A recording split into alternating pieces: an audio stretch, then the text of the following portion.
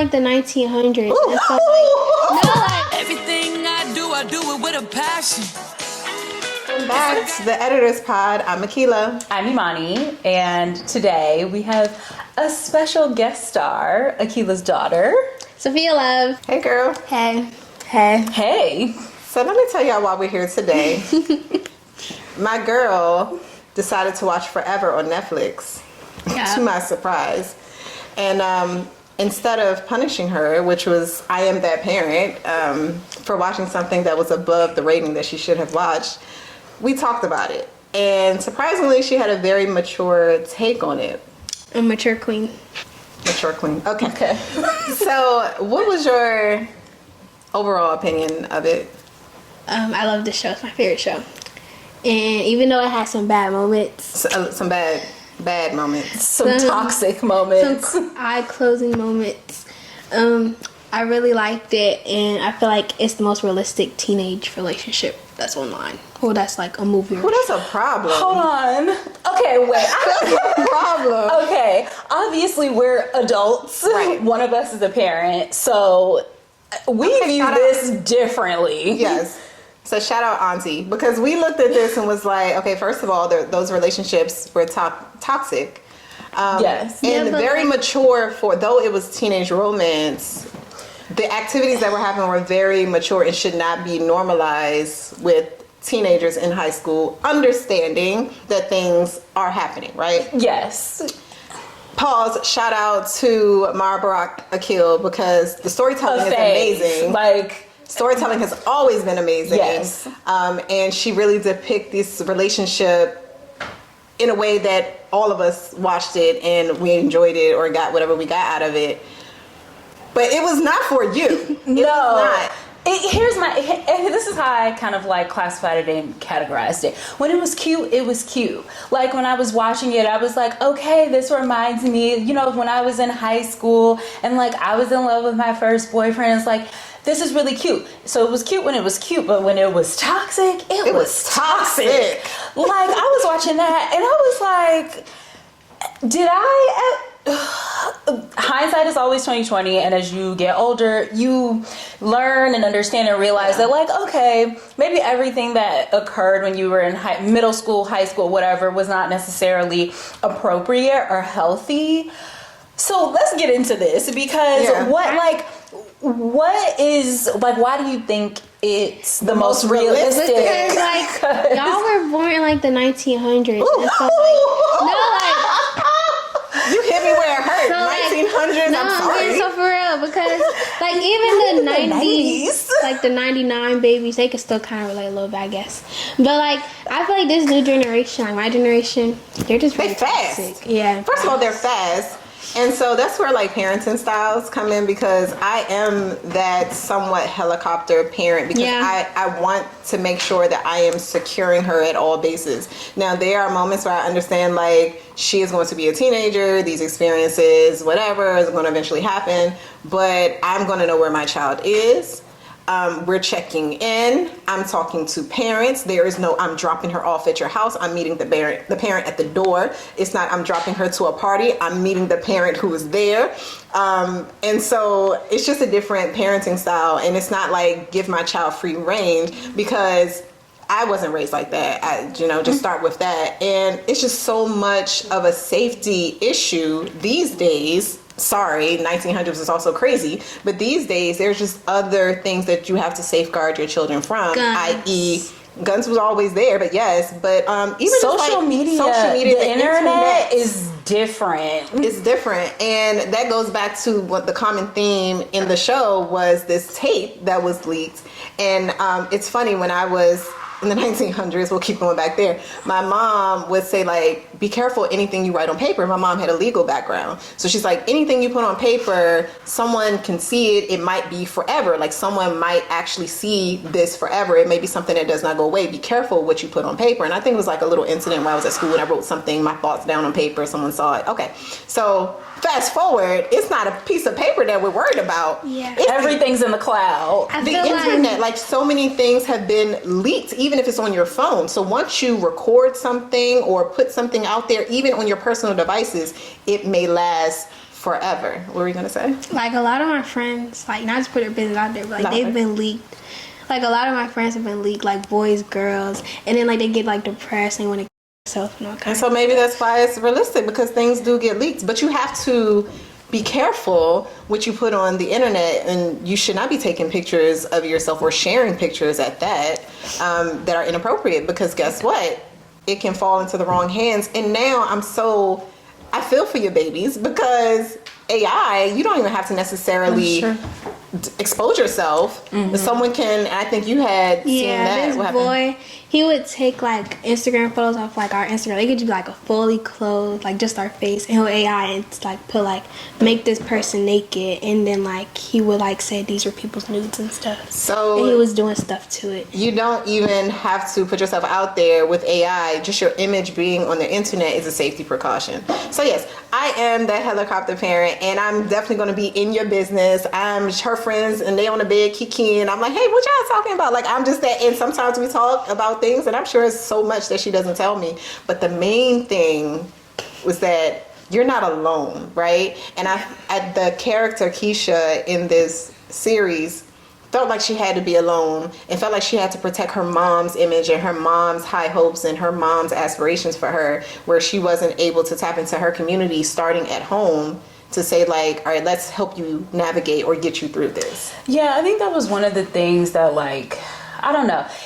I think it was really realistic, but I think it was one of those things that also bothered me in a way, just because I think for Black families, what you have to work twice as hard to get just half as far. So it's kind of like there is no messing up. There are no mistakes. Like, you walk the straight and narrow, you go to school, you get good grades, like you finish high school, you go to college. And we all want that. You want that. Children, But I think what kind of just like, I don't know, maybe not upset me, but it saddened me that we've normalized that to a point where Keisha felt like she couldn't go to her mom and say like, I made a mistake. And I think that's the thing, is like, because it was a big mistake, but like creating spaces for, because we're all human, like we're not going to be perfect 100% of the time. And I think that's the thing that got me, especially for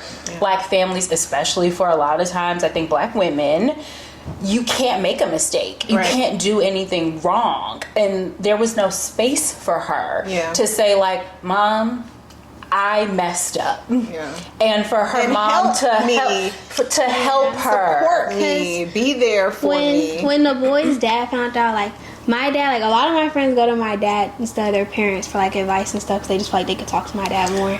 And so I feel like he kind of provides a safe space. So I feel like everybody should have that one person. Yeah, and even if it's not your parents, I had an auntie that I can go to. Like, if you have somebody that you can go and talk to about topics that you're not comfortable going to see your parents to, that's great. Because 9 times out of 10, they'll know if it's something that they need to bring. Auntie here is gonna get told. Yeah, so definitely, like, find someone that you feel comfortable talking to, at least someone that can break the ice if you don't feel comfortable going directly to your parents. But don't navigate that space for yourself, because I think it led to more toxic behavior and more mistakes, because she's in this cycle of just trying to deal in this world by herself when she really shouldn't have had to do that. It's really sad that she had to do that. I think that's what I appreciated about Justin's dad. Eric, was that his name? Yeah.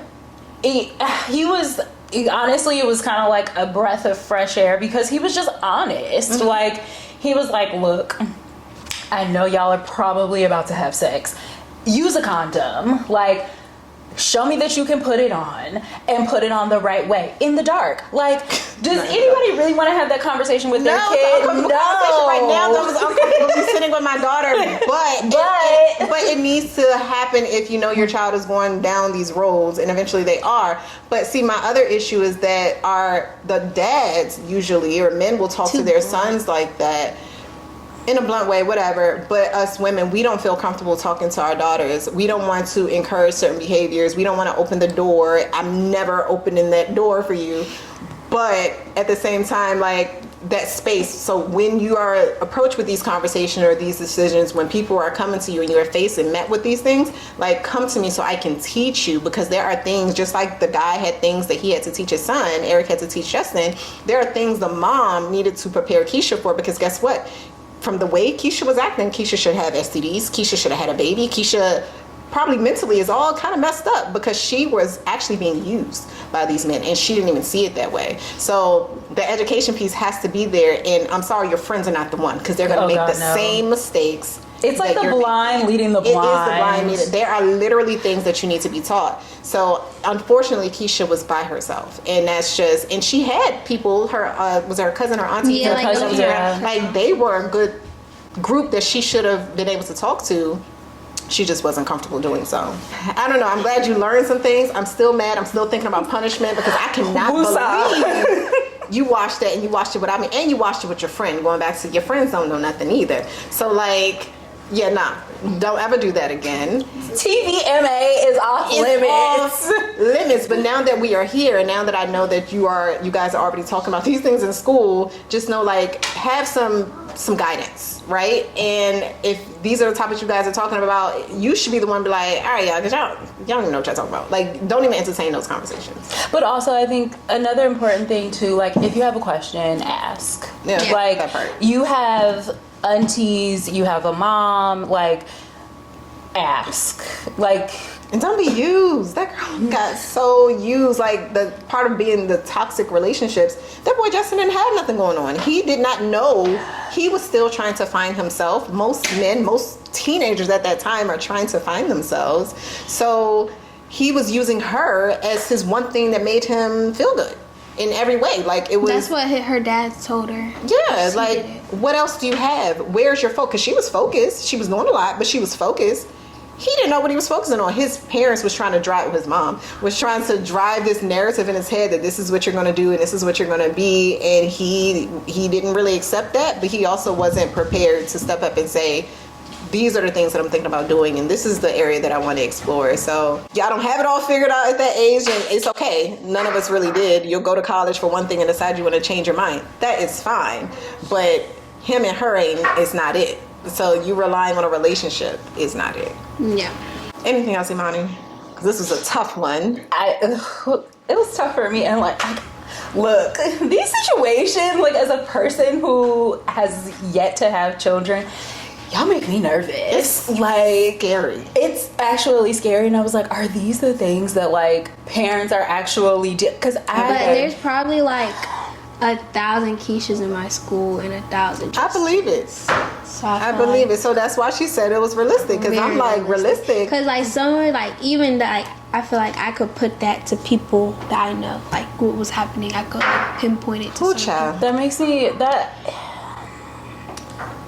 pray for the moment of silence. That was pray for the future generations. I pray for all the Keishas and I pray for all the Justins. I even pray for the Christians out there, because not the Dons and the Erics, though. We love them. we love the Dons and the Erics, because mama's gonna be mama and daddy brings that different side to it. But Christian for sure had a lot of pressure.